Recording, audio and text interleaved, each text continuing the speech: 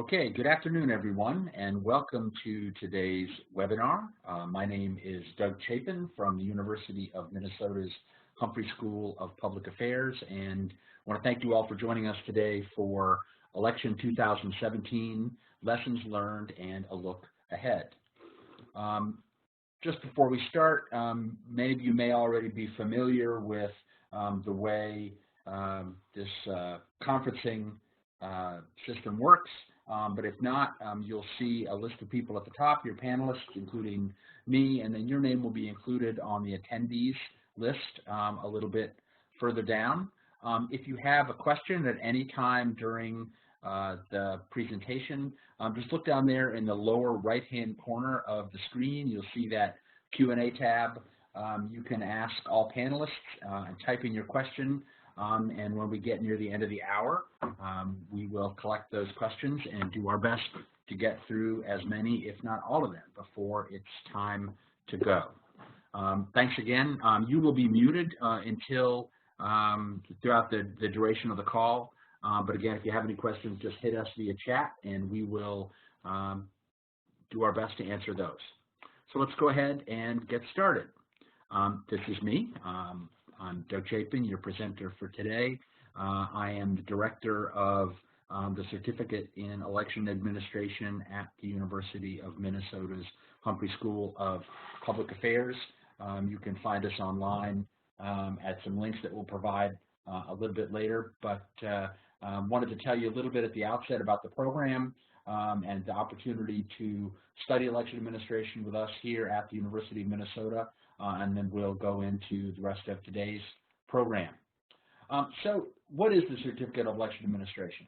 The Certificate of Election Administration program is a program we started back in 2011, and our mission is the somewhat immodest one of identifying, recruiting, and training the next generation of election officials across America. My experience in nearly a quarter century in working in the elections field has been that people who do elections for a living in this country do their jobs incredibly professionally, but they're not members of a formal profession. My grandfather was a doctor. My father is an engineer. I myself am trained as a lawyer. Those are three professions for which there's not only a standard set of educational opportunities, but standard approaches, common languages, even ethical standards that distinguish what we consider a formal profession. What we're trying to do at the University of Minnesota in conjunction with our colleagues across the country and the folks who do elections for a living is to build that profession in election administration so that folks who run elections and folks who vote in elections can be assured that they are getting the highest quality service in the way our democracy works. So who is the program intended to serve? First, we have many current election officials from across the country who know a lot about the way in which elections work in their jurisdictions, but don't necessarily know as much about how things work across the country. And it's an opportunity for election officials in those communities to learn more about A, how other communities run elections, and B, how their own experience fits in to the larger national picture. We also deal with current students who are interested in learning more about or ideally staking a career in election administration. We have many master's level students at the Humphrey School and elsewhere who are currently a part of our courses. And then there's third audience, which I think is fascinating, and we do get folks all the time, are professionals in other fields, what I call adjacent fields, who are seeking to gain entry into election administration. As many of you probably know, since you've joined us today, elections are an incredibly varied field. And so you get people from just about every walk of life or every specialization or skill involved in elections. You get people who are designers, you get people who are engineers, you get people who are computer scientists or technicians, you get lawyers, you get HR professionals, you get democracy activists. Very often we encounter people who have begun to interact with or rub up against election administration as they do their day job, as it were, and they're looking for ways to learn more about the field before deciding whether or not to join us, and they end up adding tremendous flavor to the work that we do. Important to note, until recently, this was a master's level program.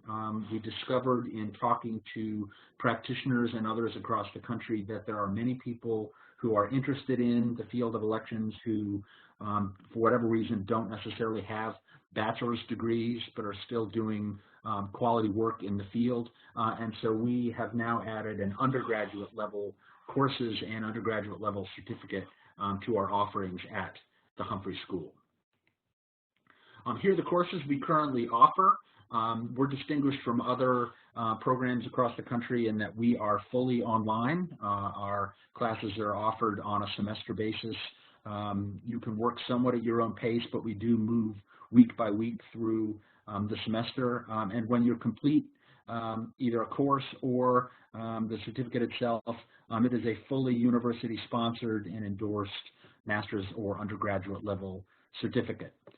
These are our courses. I teach a number of courses, the first of which is a survey in election administration, which gives an overview of the field and the issues that affect it.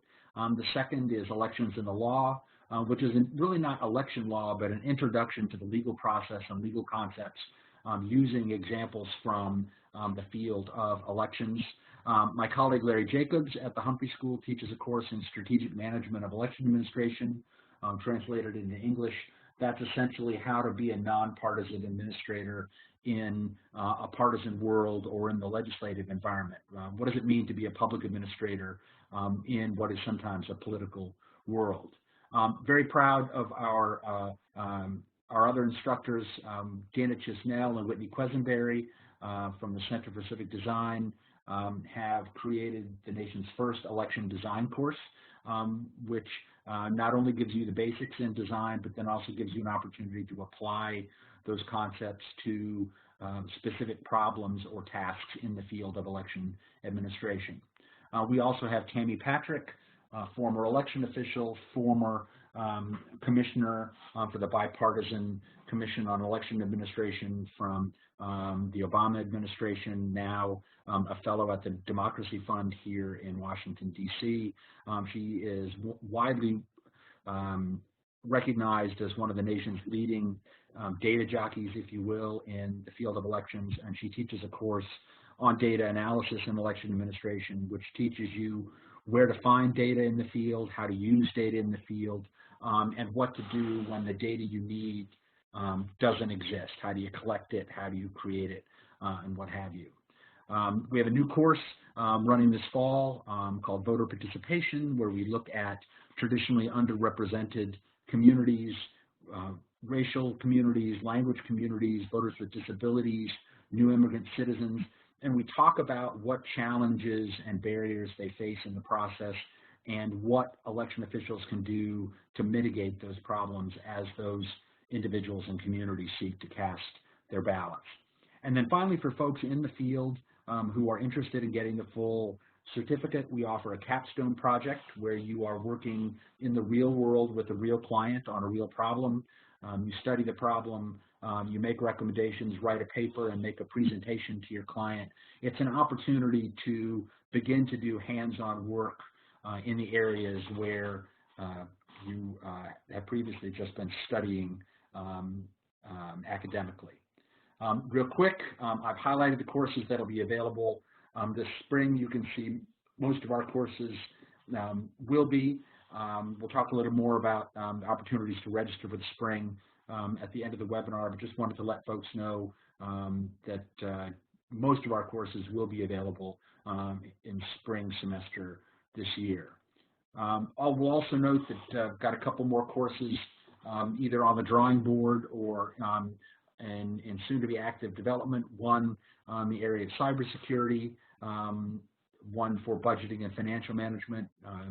Elections cost money, and you need to figure out where that money comes from. Communications, both social media and traditional media, and then finally, ethics for election administrators, what we can learn from other professions. So as you can see, it's a fairly ambitious program. It's currently broad and getting broader, and hopefully after today, you'll be interested in learning more about what we have to offer and perhaps join us as soon as this spring. So let's turn to the actual substance of today's webinar, and that's the 2017 election. I don't think that you can talk about the 2017 election until you put it in context of what happened in the United States in 2016. As many of you probably remember, before the 2016 election, there were lots of allegations, really more on one side than the other, but enough that they were fairly prevalent, about concerns about so-called rigging of election results, that somehow the outcome would not match what voters intended it to do. And so there was lots of hand-wringing and studying of the process before Election Day about whether or not there would be a level of acceptance of the results from 2016. And then, of course, after the election, we learned more and more about some efforts to hack into the American electoral process, specifically some attacks on state voter registration databases in a number of states, most seriously in Illinois and Indiana. And Illinois, Illinois and Arizona. Sorry, Illinois and Arizona,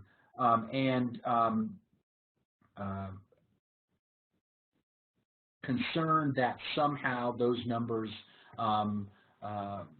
would affect the quality of the outcome and the quality of elections going forward. As a result of the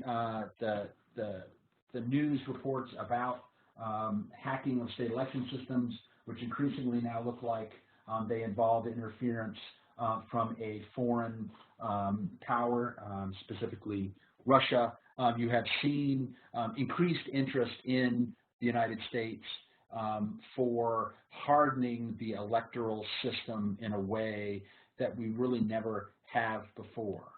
When I did this webinar in July of this year, we were in the middle of debates across the country about the decision of the Department of Homeland Security, or DHS as it's listed here, to designate the American electoral system as critical infrastructure, putting it on a par with things like the power grid, the highway system, the banking system, as high-value areas that we as a nation want to protect from outside and in particular foreign influence. That designation was made in the last days of the Obama administration. After some debate, it was continued in the new Trump administration, and as a result of that designation, we're starting to see Homeland Security make a variety of resources available to state election officials. We're also seeing election officials at the state and local level beginning to obtain security clearances to get more details on the nature of the threats to their election systems and to discuss what, if anything, they can do to prevent or mitigate those attacks in the future. And then most recently, and this is a really promising development, states and localities have joined together with federal actors in something called a Government Sector Coordinating Council, or GCC for short, that will not only hear from DHS what they are doing to protect election systems, but get feedback from election officials about what works and what doesn't with regard to preventing future attacks on the American electoral system. Want to just give a shout out here. If you're interested in critical infrastructure and the current status of efforts to protect the American election system, I really highly recommend the critical infrastructure page at the U.S. Election Assistance Commission. A bunch of videos there. There's a white paper, an excellent blog by an EAC staff member that explains what I like to call the alphabet soup of different agencies that get involved with cybersecurity. We are literally sort of building the plane as it rolls down the runway with regard to cybersecurity of election systems in this country, and there really is no better place to learn more about that than the EAC. And so I highly recommend that webpage if you are at all interested. So what are the important takeaways from what we learned in 2016, which then becomes a prologue for 2017? The first is that cybersecurity is no longer a nice to do or something that you can leave to maybe one highly skilled or highly technically interested member of your staff. Cybersecurity is something that everyone in election administration, from frontline worker to the chief election official in any given jurisdiction, must absolutely take seriously. You have to engage in what's known in the field as threat modeling. You can't just wait for something bad to happen to you, but you actually have to think about who's out there and what they might do. Read a great article recently that talks about threat modeling in a way that is highly non-technical language, and so it's really helpful to think about it this way. First of all, who am I? What is my job? And what am I doing here? Who might want to mess with that for either to cause problems or to make mischief or to interfere with my job, and how might they do it? And then how much can I stand to do about it? I mean, obviously you can encrypt every single communication that your office uses, but the cost of doing that and the burden it will place on the people you deal with might be so high that it's something that you don't want to do. So finding the level of response to match the level of the threat is crucial. And then rinse and repeat. Obviously, this is something you don't do once. Just as the bad guys are changing their attack patterns, those of us on this side of the table have to think about how to protect ourselves and change our response as well. I think the other thing to remember in this is that in 2016, there was a lot of talk about the degree to which outside influences could change outcomes, that somehow the identity of the winner of elections could be manipulated by outside influence. And while I think that is something that we have to be aware of and concerned about, I think our most vulnerable assets are our voters themselves.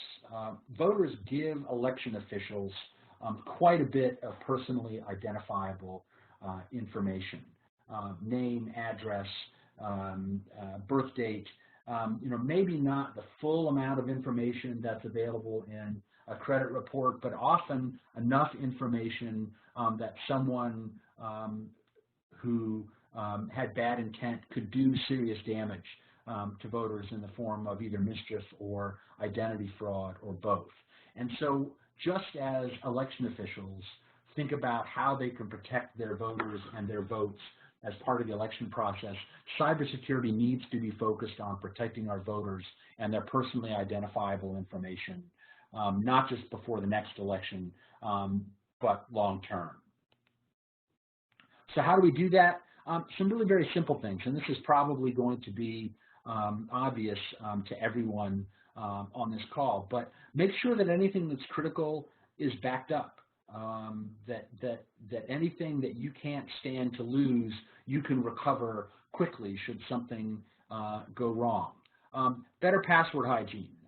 We've all had those websites that require you to change your password often. Thinking about how to create memorable passwords that aren't simple and easily cracked is a crucial part of the process.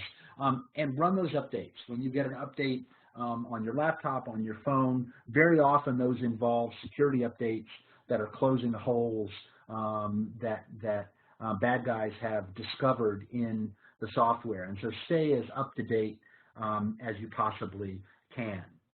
And most importantly, learn to spot phishing attempts. I think it's sad to say that with the holidays upon us and with more and more online shopping and online commerce than ever. We're going into high season for what are called phishing attempts, where you get an email that looks like it's from a trusted source, Amazon or your bank or the IRS, that asks you to provide personally identifiable and sensitive information, which then someone can use to hack or attack your personal accounts and other information.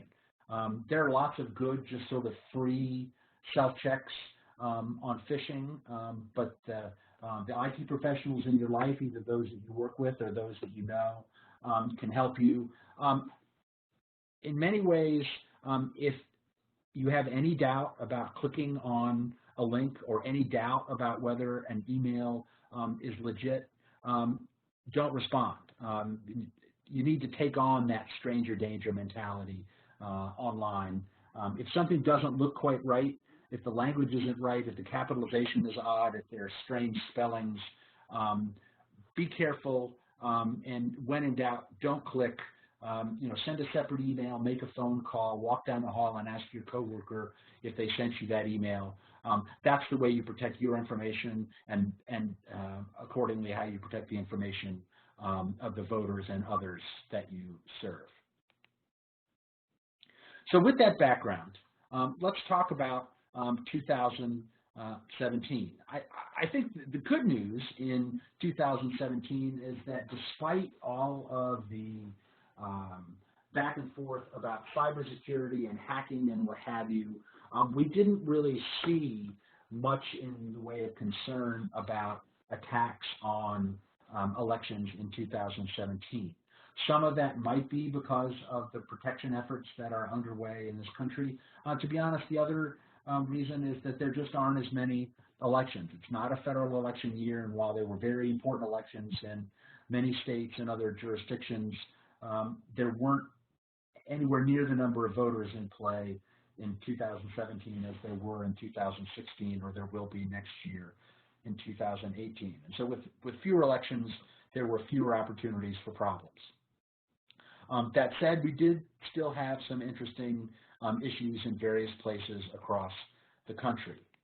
The first, and this is one of my favorite sort of oddball stories from 2017, in York County, Pennsylvania, there were a series of local races that involved so-called fusion candidates, where an individual could run both on the Democratic and, say, Workers' Party line. And these local races were multi-seat races, which meant that voters were allowed to vote for up to 2 candidates in each race. And it turned out that the machines were programmed in such a way that voters were actually able to use both of their votes to vote for the same candidate, one on one line and one on another line. What was unfortunate was that apparently the county learned about this before Election Day and didn't say anything, maybe in hopes that no one would notice and the problem wouldn't get any worse. But folks did notice. There were complaints on Election Day, and they are currently now in the process of thinking about whether or not that potential for double voting affected races and what that might mean for a rerun or other changes in the county going forward.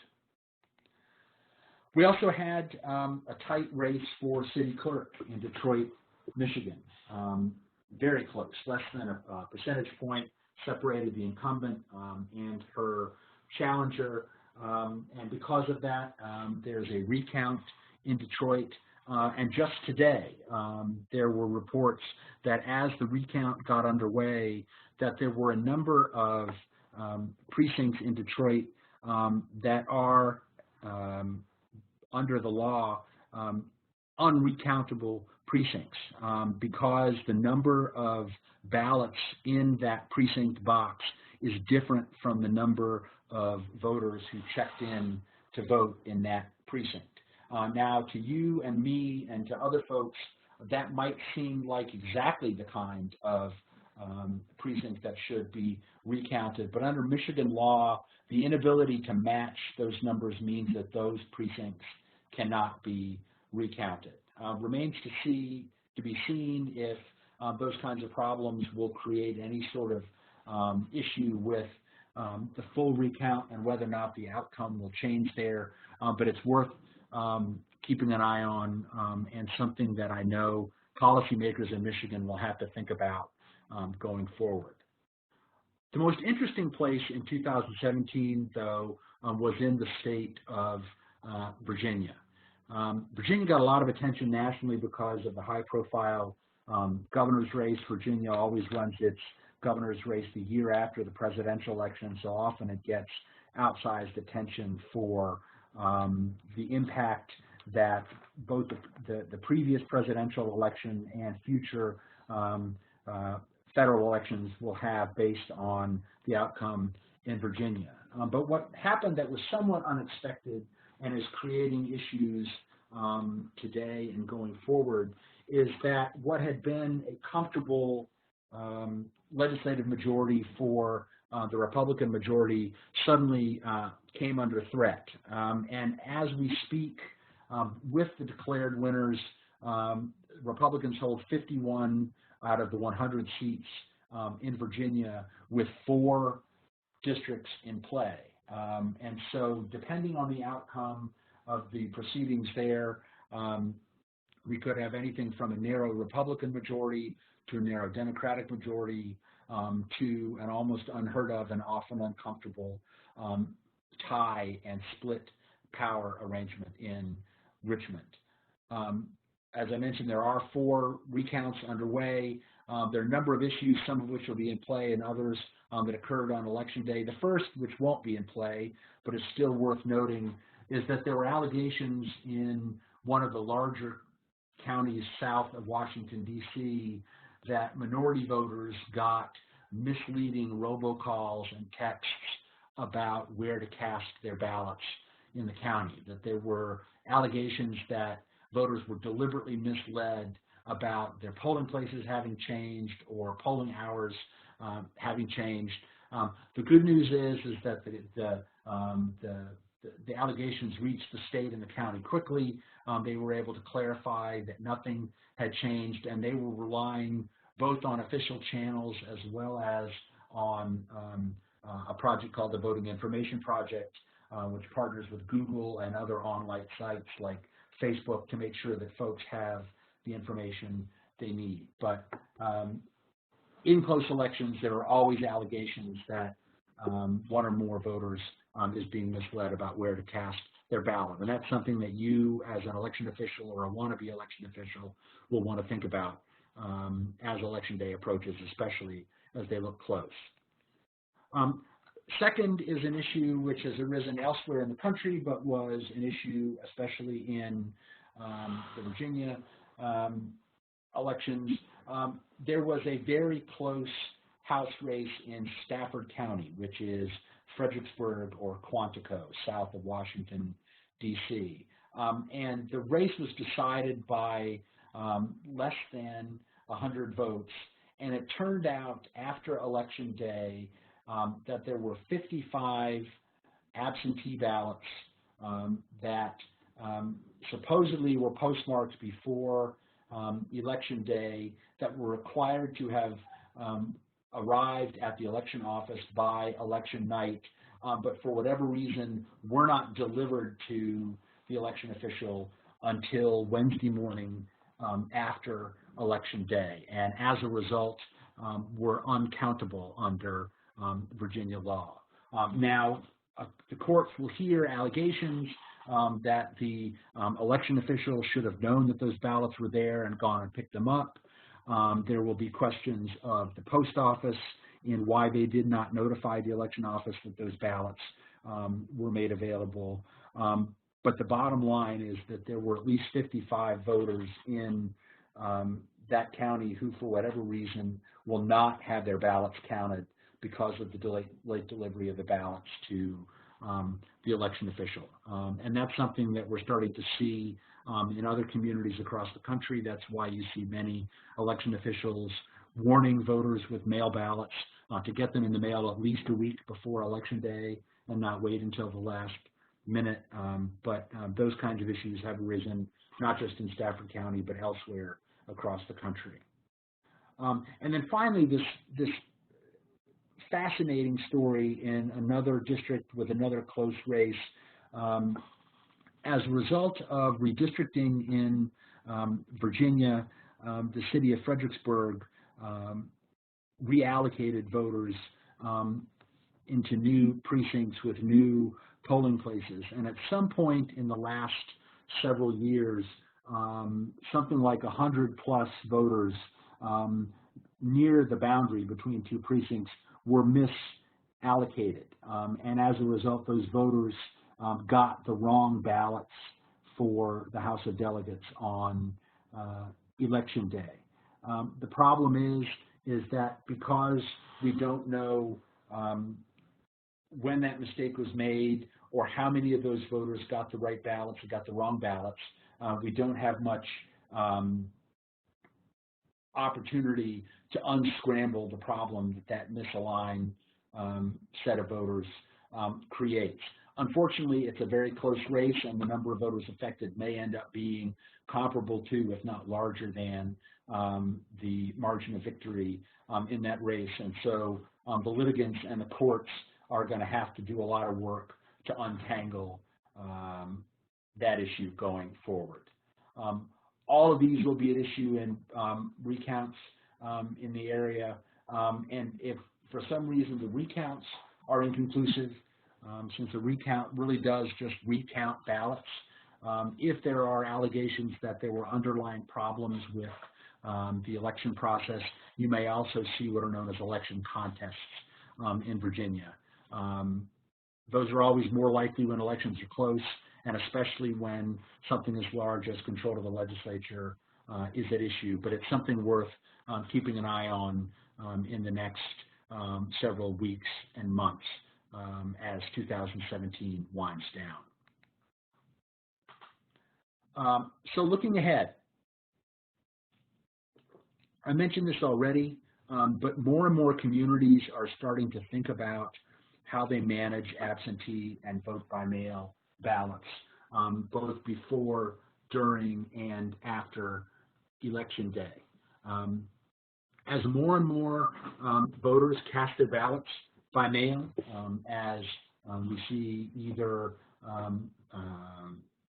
softening requirements for proof of excuse for absentee ballots or expanded use of vote by mail, the number of ballots in the mail is increasing tremendously.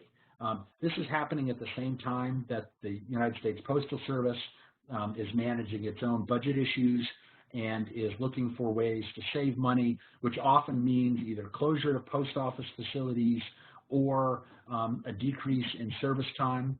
The days, I don't know how old anybody else on this call is, but when I was a young man, at least locally, if you put a letter in the mail on Monday, you could be pretty well assured that it would get to somewhere else in the reasonable vicinity the next day. That's no longer the case.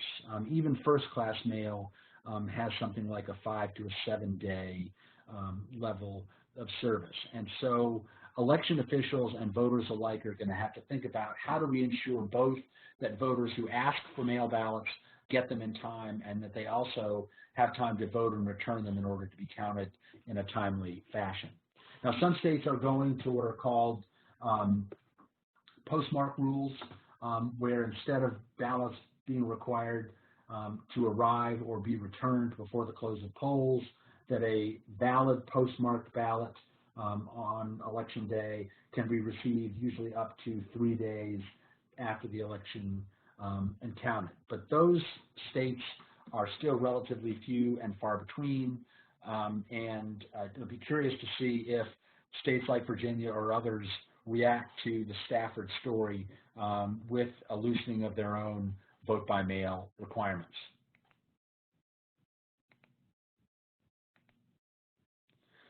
We also see from the Fredericksburg example, something that we're actually going to be confronting in other communities across the country in the very near and foreseeable future. And that's the impact of changes to the political map on the election administration system. If you think of the American political map of precincts and districts and counties as a stained glass window, redistricting in this country rearranges that stained glass window at least once every 10 years. And as a result, you end up with the election administrative equivalent of the old 52 pickup card game. Those of you who are either big siblings or younger siblings probably remember 52 pickup. It's when the dealer basically throws all 52 cards on the floor and the player, usually the younger sibling, has to pick them all up and restore them to some semblance of order. Well, you see that same phenomenon in election administration after every round of redistricting. And occasionally you see mistakes like the ones that we've seen in Fredericksburg. So election officials are already now thinking about how they can prevent those kinds of mistakes and problems even before redistricting begins across the country.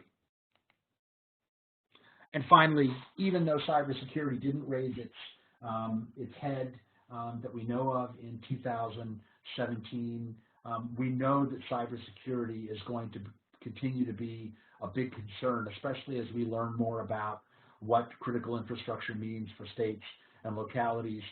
With the increased need for cybersecurity, there's also an increased need for money.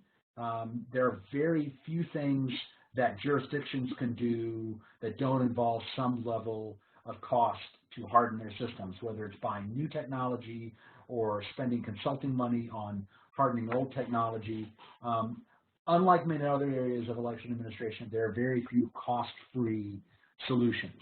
And so as cybersecurity becomes increasingly an issue, so will the need to fund cybersecurity and other election solutions. That brings me to the end of my my prepared remarks for today. I'm under no illusion that I've covered the full waterfront of things in which people might be interested, or I may not have touched exactly on what you were interested in hearing about today. So with that, let me turn it over to my colleague, Lee Chittenden, who is going to be our moderator for the Q&A. Lee? Hey, Doug. Thank you. Got a few questions here. First one, back on the cybersecurity issue. Do you have any information for election officials on how one would go about obtaining security clearance and who might benefit from pursuing this? And also, how should administrators who do not have an IT background go about educating themselves in cybersecurity? Let me take that in reverse order. I think, first of all, I mean, again, if any election official, whether or not you have a background in IT, I would highly recommend that you take a look at the EAC page. It has a bunch of resources and then links to other resources. You will not become an expert on reading that page, but you will get access. You can at least come up to speed in a way that even someone with zero background in the field can use. When it comes to obtaining security clearances and the value of security clearance, my response to that, I think, would be if you are an election official, I would reach out to your chief election official, probably the chief election official in your state, and ask what the current process is for doing that. I know that they're somewhat limiting who gets security clearances because they want to be able to speak frankly about the nature of the threats and what have you. But I would recommend reaching out to your state level administrator and seeing what you can do to obtain those clearances and what it might mean for you.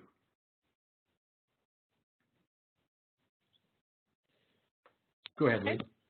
Another question on any suggestions you might have, Doug, for practitioners to partner with elections and or registration scholars to produce or publish research? Well, I'll go ahead and replug the capstone. We're always looking for opportunities for our students to do interesting work in the field. I will note that there are folks out there. MIT's Charles Stewart has a series of projects he's working on, whether it's on line lengths or ballot content. Recommend that you reach out to him. To be honest, I wouldn't shy away from wherever you are, reaching out to your local university or other educational institutions. They're usually people who might not know they're election geeks until they have the opportunity to dive into the data that you have to offer. But I guess overall, I would not be afraid to partner with educators.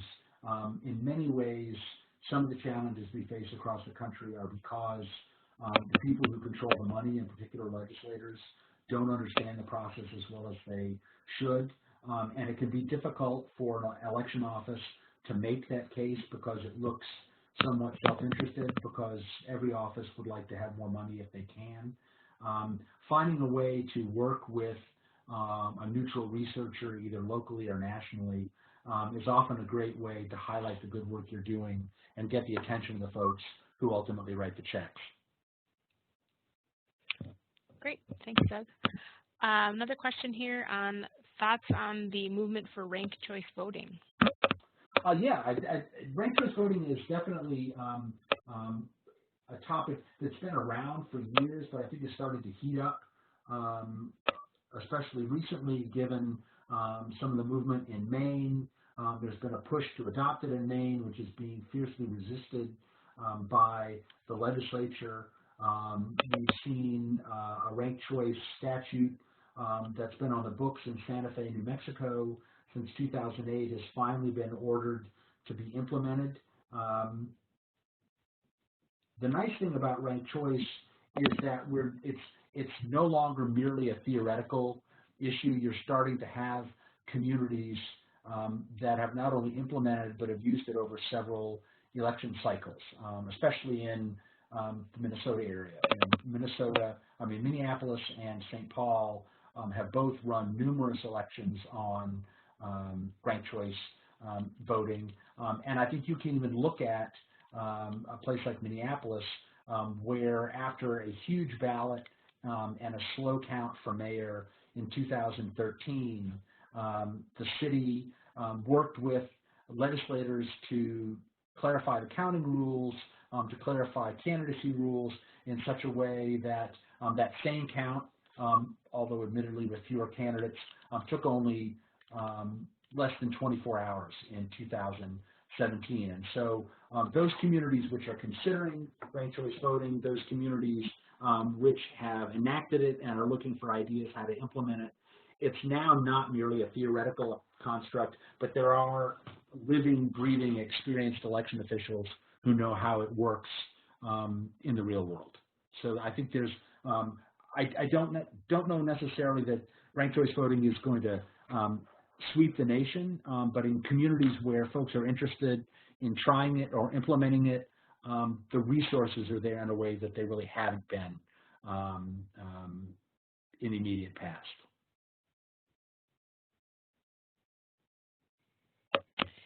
Great. How about anything going on with the President's Voter Fraud Commission? We haven't heard much about it lately. Yeah, we haven't heard much about it lately. When I did this webinar or a version of this webinar in July, there was a lot of talk about what's called the Presidential Advisory Commission on Election Integrity, or the Pence-Kobach Commission, as it's often known as. The commission has had 2 public hearings, and since then has been mired in some controversy. It's been the target of numerous lawsuits on its plans and the secrecy of its deliberations, that sort of thing. The most recent case, which I find fascinating, is that one of the commissioners himself, Maine Secretary Matt Dunlap, is suing the commission to find out what it's doing.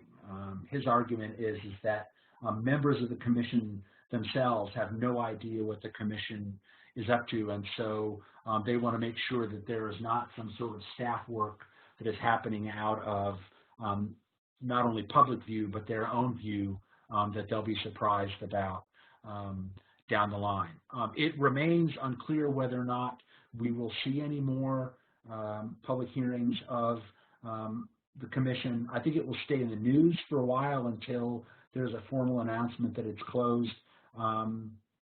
But right now, nothing publicly is going on other than the litigation and ongoing controversy about the commission. Great. Thanks, Doug. Can you talk a little bit about the group discounts that we have available in the certificate program? In fact, I can. Thank you, Lee. It's almost like I wrote that question. Yeah, I just do want to point out that we talked about the wide variety of folks out there who are interested in and taking our courses. We do recognize that educational costs can be a challenge. We do like to encourage groups from a given jurisdiction, whether it's a number of people in the same office or a number of people in the same community or state. If you get 5 or more students from the same organization or community, we can offer one level of discount, I believe 20% off, and 10 or more people from the same community or jurisdiction, we can offer a 30% discount. So if you've got a number of people, whether it's in an association or a local election office, and you think you qualify for and would be interested in that discount, please do let us know. Reach out to me and or my colleague Lee, and we can set you up. Thanks, Doug. I have a couple more questions here.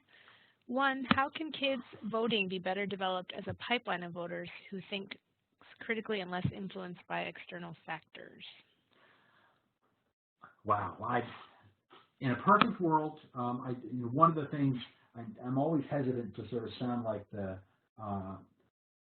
cranky old back in my day guy, but we have seen a gradual weakening of civic education in this country. I would love to see more schools, educational programs teaching students not just about the importance of voting, why we have a democracy, the value of getting involved, but actually educating kids about the nuts and bolts of the election process. There are lots of school districts out there which are using high school government classes to register voters and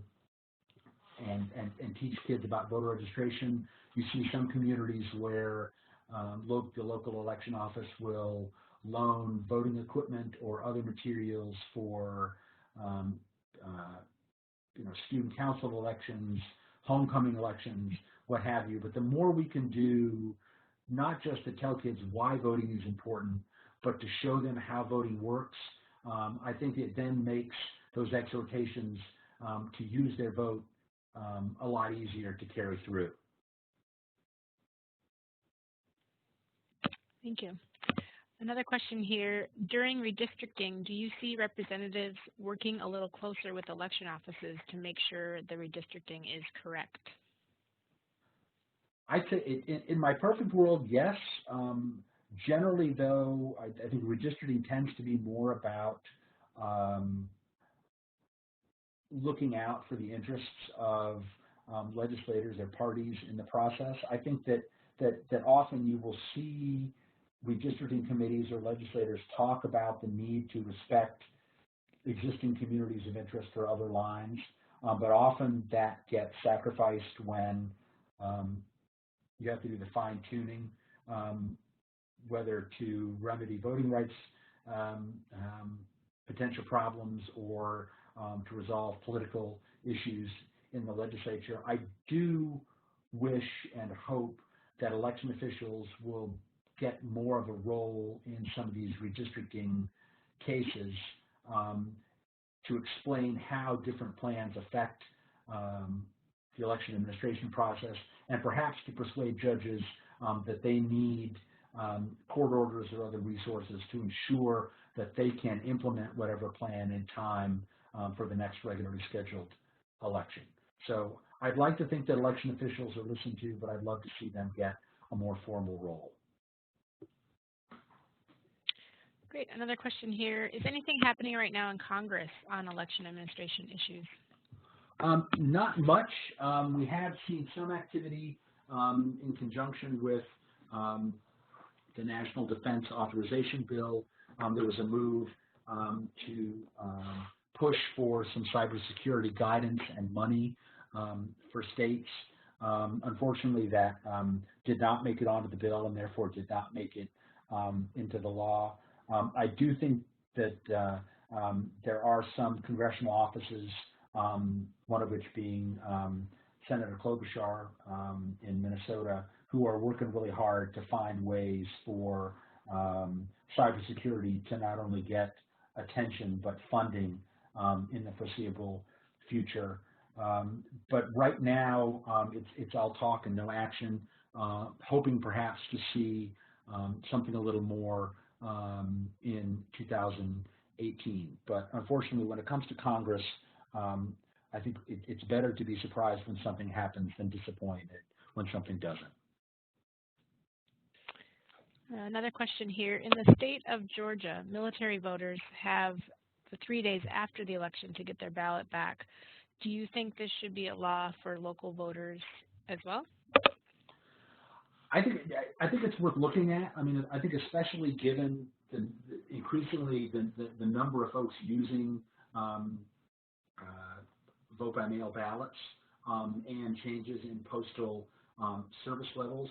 Now that said, the thing to remember is that the more ballots that come in after Election Day, the slower the count will be. So there are going to be some communities, you already see this in California, there's some races that while you might have an idea who won on election night, you don't know for sure until at least 3 days after the election. So one of the issues you always have to wrestle with legislators is will that delay result in increased uncertainty in the election process? I think it's worth considering, especially given the changes in postal service across the country. But I think different communities are going to have to decide whether or not they're willing to wait for a final count as a result of those delayed ballots.